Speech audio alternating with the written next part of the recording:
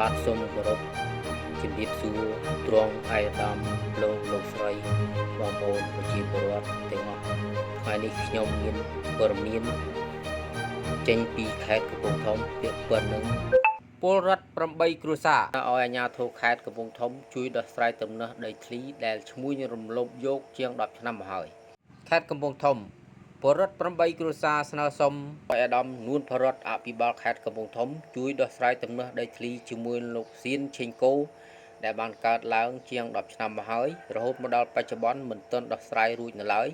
ដែលមានទីតាំងស្ថិតនៅចំណុចទួលតាអ៊ុំភូមិវ័យាវឃុំដំរីស្លាប់ស្រុកកំពង់ស្វាយខេត្តកំពង់ធំពលរដ្ឋទាំង8គ្រួសារមានឈ្មោះទី1ឈ្មោះប៊ុននីមប្តីឈ្មោះជាមញទី2ឈ្មោះប៊ុននើយប្តីឈ្មោះហាត់សារ៉ាន់ទី3ឈ្មោះប៊ុននៀនប្តីឈ្មោះយើងវៃរស់នៅភូមិសំរឃុំព្រះដំរីស្រុកស្ទងទី4ឈ្មោះម៉ោញអ៊ុចភេទស្រីរស់នៅភូមិបតុមកើតឃុំរងរឿងស្រុកស្ទងទាំង4គ្រួសារនេះជាប់ឈ្មោះនៅតុលាការត្រូវបានលោកឈៀនឆេងកូរំលោភយកដីអស់ហើយរហូតដល់ឆ្នាំ2026ត្រូវបានតុលាការសាលាដំបងសម្រេចសាលក្រមចុងក្រោយឲ្យរួចផុតពីបទប្រើអំពើបទចោទប្រើអំពើហិង្សាទៅលើអ្នកកាន់កាប់អចលនវត្ថុដោយសុចរិតចេញសាលក្រមចុងក្រោយព្រះមហាក្សត្រទ្រង់បង្គាប់អ្នកអនុវត្តសាលក្រមនិងអាជ្ញាធរគ្រប់តំណែងគ្រប់ថ្នាក់ជួយអនុវត្តសាលក្រមនេះនៅថ្ងៃពុធ7កើតខែចែកឆ្នាំម្សាញ់ស័ព្ទស័កពុទ្ធសករាជ2569កំពង់ធំត្រូវនឹងថ្ងៃទី25ខែមីនាឆ្នាំ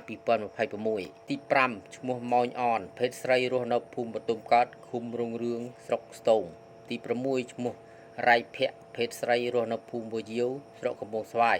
ទី7ឈ្មោះសយផាតភេទស្រីរស់នៅភូមិវយាវឃុំដំរីស្លាប់ស្រុកកំពង់ស្វាយមិនជាប់ឈ្មោះនៅតុលាការទេប៉ុន្តែលោកសៀនឆេងកូបានរំលោភយកដីអស់ហើយទី8ឈ្មោះសយសៀរស់នៅភូមិវយាវឃុំដំរីស្លាប់ស្រុកកំពង់ស្វាយបច្ចុប្បន្នរស់នៅភូមិដំណប់អភិវឌ្ឍឃុំអូស្វាយស្រុកត្រពាំងប្រាសាទខេត្តឧត្តរមានជ័យបានរៀបរាប់ថាលោកបានចាញ់ក្តីសាលាដំបងបានអនុវត្តច្បាប់ឲ្យបង់ជំងឺចិត្តចំនួន40លានរៀលនិងជាប់ពន្ធនាគារចំនួន2ឆ្នាំលោកបន្តទៅសាលាអូតូបានអនុវត្តច្បាប់ឲ្យបង់ជំងឺចិត្តចំនួន20លានរៀលនិងជាប់ពន្ធនាគារ1ឆ្នាំកន្លះបន្តទៅតុលាការកំពូលបានសម្រេចចេញដីកាឲ្យរួចផុតពីបទចោទប្រើប្រាស់ឯកសារសាធារណៈក្លែងចេញសាលដីកាចុងក្រោយព្រះមហាក្សត្រទ្រង់ត្រាស់បង្គាប់អ្នកអនុវត្តសាលក្រមនិងអាជ្ញាធរគ្រប់តំណែងគ្រប់ថ្នាក់ជួយអនុវត្តសាលក្រមនេះបើមានសំណុំពរត្រឹមត្រូវតាមច្បាប់នៅថ្ងៃច័ន្ទ13រោចខែប្រគុណឆ្នាំម្សាញ់ស័ព្ទស័កពុទ្ធសករាជ2569រាជធានីភ្នំពេញត្រូវនឹងថ្ងៃទី16ខែមីនាឆ្នាំ2026ជនរងគ្រោះទាំង8គ្រួសារខាងលើបានរៀបរាប់ថាដីពួកគាត់ធ្វើស្រែចម្ការនេះគឺបានពីដូនតាតពីឪពុកម្ដាយរបស់ពួកគាត់ទើបតែមកដល់ឆ្នាំ2015ក៏មានចំនួនដីធ្លីជាមួយលោកសៀនសេងកូលោកសៀនឈិងកូបានប្រាប់ថាដីនេះលោកបានទិញពីលោកផិនសំអនអតីតមេឃុំដំរីស្លាប់ហើយលោកបានបញ្ជាក់ថាបើមិនជឿទេឲ្យទៅសួរលោកផិនសំអនខ្លួនឯងទៅក្រោយមកលោកសៀនឈិងកូបានយកគ្រឿងចាក់មកឈូសឆាយដីស្រែរបស់ពួកគាត់ក៏បានហៅនេសាទព័ត៌មានមកចុះផ្សាយហើយពេលនោះគេក៏ដកគ្រឿងចាក់ទៅវិញអស់ក្នុងអំឡុងនោះពលរដ្ឋ28គ្រួសារបានធ្វើស្រែអាស្រ័យផលលើដីនេះជាធម្មតាក្នុងពេលនោះដែរក៏បានប្តឹងទៅសាលាស្រុកកំពង់ស្វាយដែរតែសាលាស្រុកមិនមានដំណោះស្រាយជូនពលរដ្ឋនោះទេលុះដល់ពីឆ្នាំ2019ពលរដ្ឋ30គ្រួសារត្រូវបានគេឲ្យចូលខ្លួនមកដោះស្រាយនៅសាលាឃុំនិងសាលាស្រុកគេឲ្យតម្លៃដីក្នុង1ហិកតា90,000រៀលនិងដោះស្រាយនៅសាលាខេត្តកំពង់ធំគេឲ្យតម្លៃដីក្នុង1ហិកតា$300តែពលរដ្ឋមិនព្រមទទួលយកទេពួកគេក៏ប្តឹងពលរដ្ឋទៅតុលាការហើយចាប់មេភូមិឈ្មោះហនឡៃឃុំខ្លួន8យប់9ថ្ងៃ នឹងតំណាងម្នាក់ទៀតឈ្មោះម៉ោញអ៊ុចឃុំខ្លួនរយៈពេល8យប់9ថ្ងៃក្រោយមកក៏បានដោះលែងវិញធ្វើឲ្យពលរដ្ឋនៅក្នុងឃុំរងរឿងឃុំព្រះដំរីនិងឃុំដំរីស្លាប់មួយចំនួនមានការភ័យខ្លាចនឹងការគំរាមកំហែងបំផិតបំភ័យបំបាក់ស្មារតីក៏សុកចិត្តយល់ព្រមយកសំណងពីគេដើម្បីបញ្ចប់រឿង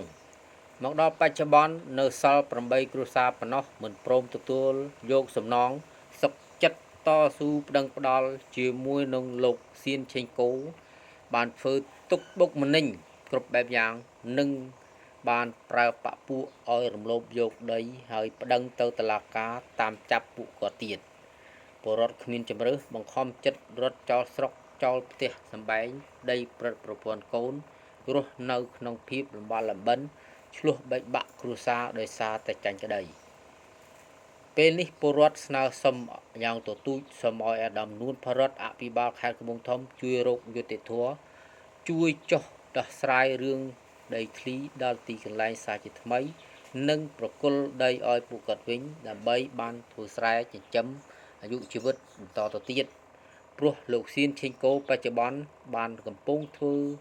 ស្រែភ្ជួររាស់ដាស់ដីអាស្រ័យផលលើផ្ទៃដី24ហិកតា 24A តាំងពីឆ្នាំ2020រហូតដល់បច្ចុប្បន្ន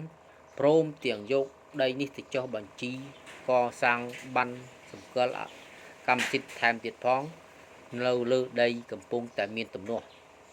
ខ្ញុំបាទប៊ុនរិទ្ធីធ្វើស្ដីរាយការណ៍ពីខេត្តកំពង់ធំ